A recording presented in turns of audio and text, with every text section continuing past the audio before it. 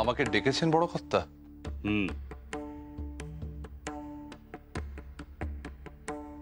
শক্তিগড়ের জমিদার রুদ্রপ্রতাপ রায়কে যে এখনো নিমন্ত্রণ পত্র পাঠানো হয়নি, সে খেয়াল কি তোমাদের আছে?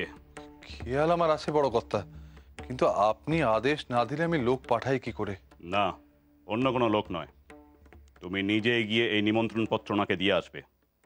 খেয়াল রেখো নিমন্ত্রণে যেন কোনো ত্রুটি না হয়, আর এটাও নিশ্চিত করে আসবে উনি যেন মনসা পুজোয় অতি অবশ্যই আসেন।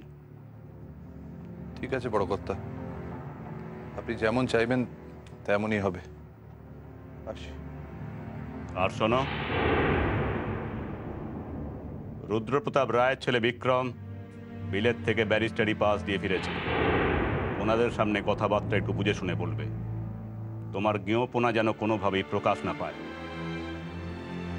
এটা মনে রাখবে, তুমি আমার প্রতিনিধি হয়ে ওনাদের নিমন্ত্রণ করতে যাচ্ছ।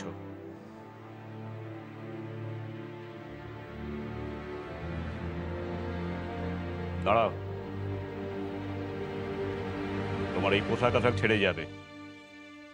আমার নায়েবেরা তো হতদরিদ্র পোশাক দেখলে রুদ্রপ্রতাপ পরিহাস করবে। ধোপ দুরস্ত জামা কাপড় পরেই তবে যাবে, তা না হলে লজ্জায় আমার মাথা কাটা যাবে। আগে বড় কর্তা। যাও।